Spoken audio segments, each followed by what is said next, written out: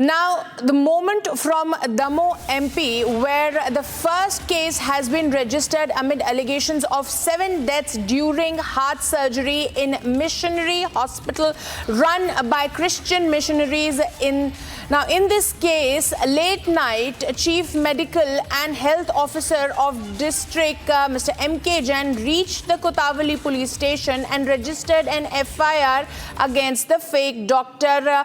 N. John Kem, who did the surgery that caused multiple lives. In the FIR registered in the Kothavali police station, viewers, what are the allegations? Fresh allegations now is that the NHRC believes that the missionary hospital directors and others as well were trying to brush it under the carpet, these multiple deaths.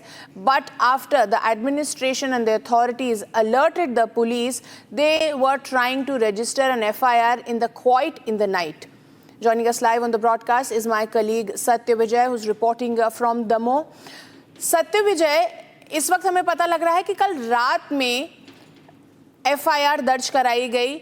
अब NHRC ये कह रही है कि काफ़ी समय से इस इशू को उठाया जा रहा था, लेकिन FIR रजिस्टर नहीं कराई गई। और जिस तरीके से चुपचाप कल रात डायरेक्टर और बाकी लोग वहाँ पुलिस स्टेशन पहुँचे और FIR रजिस्टर कराने की कोशिश की गई, इसमें भी कई संदेह हैं जो अब उठ रहे हैं।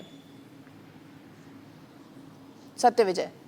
जी हाँ, बिल्कुल। देखिए, दमोह में जिस तरह से हॉस्पिटल में जान से खिलवाड़ का सनसनीखेज मामला सामने आया है, ये मामला अब से नहीं है। पिछले कई दिन से जो शिकायतकर्ता है इसको लेकर आवाज बुलंद कर रहे थे। जो शिकायतकर्ता दीपक तिवारी हो या फिर राष्ट्रीय मानव अधिकार आयोग के सदस्य प्रियंक कानूनगो, वो लगातार ट्विटर के माध्यम से सोशल मीडिया के माध्यम से इस मुद्दे को उठा रहे थे। लेकिन कहीं ना कहीं कह सकते हैं कि जो स्थानीय प्रशासन है वो इस मामले को दबाने की कोशिश कर रहा था। शायद यही वजह है कि ये जो 7 लोगों की मौत का दावा किया जा रहा है, ये दिसंबर से फरवरी के बीच ऑपरेशन हुए थे जिनकी की मौत हुई। अब इस दौरान जो मौत हुई उसमें क्यों प्रशासन ने इसकी जांच नहीं करवाई, क्यों सीएमएचओ ने उस समय संज्ञान नहीं लिया? जब राष्ट्रीय मानवाधिकार आयोग के मेंबर ट्वीट करते हैं और सवाल खड़े करते हैं, दीपक तिवारी शिकायत करते हैं, इसके बाद भी सिर्फ ये कहा जाता है जांच की जा रही है। और जब रिपब्लिक मीडिया नेटवर्क लगातार इस मुद्दे को उठा रहा है कि किस तरह से आम लोगों की जान से खिलवाड़ हुआ, कल से हम इस खबर को दिखा रहे हैं, इसके बाद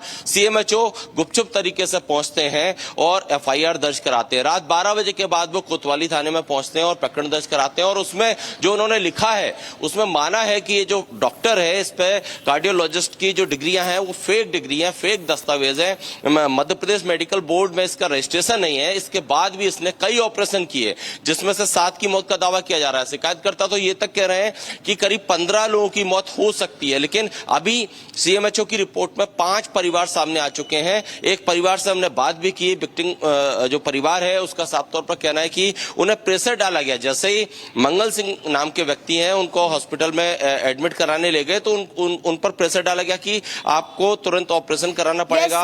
परिवार ने कहा पैसा नहीं है। Satyavijay, stay with us. Satyavijay, stay with us. We also have NHRC member Priyank Kanungo with us, joining us live on this broadcast. Sir, मैं आपसे पूछना चाहूंगी कि जिस तरीके से गुपचुप तरीके से कल रात में ये FIR दर्ज कराई गई है, क्या कारण है इसके पीछे? और हमने आपका वो ट्वीट भी देखा जहां आप कह रहे हैं कि एक पैस्चर रन ये अस्पताल है, उनको पता था कि ये जो डॉक्टर है उसके पास डिग्रीज नहीं है, वैलिड प्रूफ नहीं है कि ये जो क्लेम कर रहे हैं कि UK से पढ़े डॉक्टर है वो ऐसा है। क्या साजिश लगती है इसके पीछे?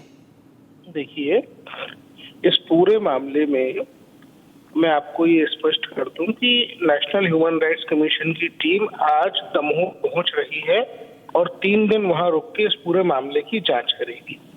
ये सारा का सारा मामला डिस्ट्रिक्ट कलेक्टर की जानकारी में 1 महीने पहले से था। 1-1.5 महीने तक उनको जब ये पता था कि इस आदमी की जो रजिस्ट्रेशन है वो फेक है, उसके बाद उसको फ्री छोड़ना ये खतरनाक है।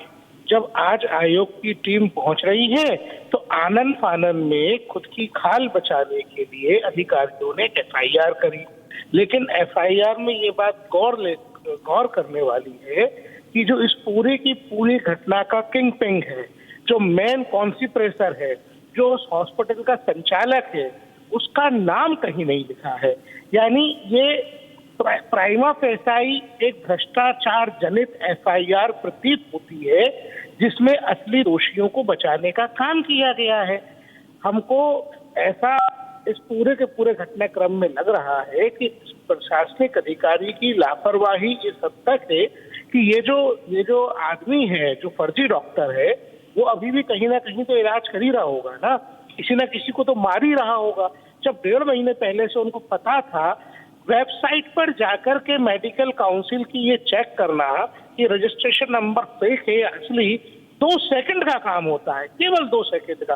डिजिटल इंडिया है ये, 2025 में है हम लोग, लेकिन 2 महीने तक उसको बचाकर रखना, लोगों को मरने के लिए मजबूर करना, ये डिस्ट्रिक्ट कलेक्टर की अकाउंटेबिलिटी और रिस्पॉन्सिबिलिटी बनती है। और मुझे जो लगता है प्राइमा फेसाई वो यही है कि जिला प्रशासन इस पूरे मामले को लीपापोती करने का प्रयास कर रहा है।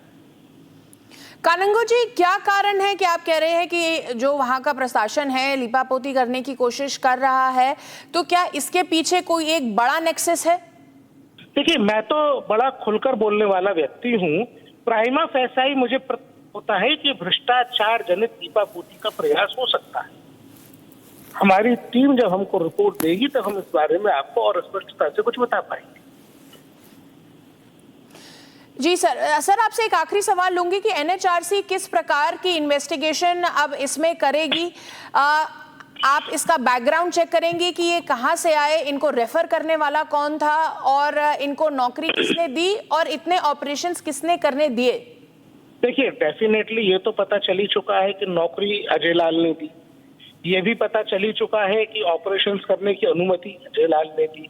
अब इसमें पता ये करना है कि आयुष्मान योजना के अंतर्गत लाभ देने की अस्पताल को कौन कौन जिम्मेदार है, ये अस्पताल फर्जी तरीके से चल कैसे रहा था, इसके लिए कौन कौन जिम्मेदार है। एक और इंटरेस्टिंग फैक्ट मैं आपको यहाँ बताना चाहूंगा, जो जानकारी मेरे पास है, ये अस्पताल सरकार से फ्री में मिली हुई लीज की जमीन पे बना है और लीज लेते वक्त ये बताया गया था कि हम चैरिटी के लिए अस्पताल खोल रहे हैं, लेकिन ये मिशन हॉस्पिटल दमोह का जो है वो एक कमर्शियल एक्टिविटी की तरह संचालित हो रहा है।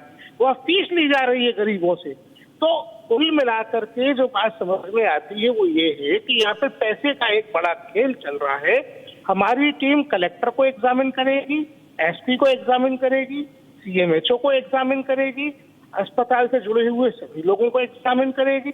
जो भी फैक्ट्स वहां मिलेंगे उन सबको एग्जामिन करके फिर हमको एक रिपोर्ट सौंपेगी।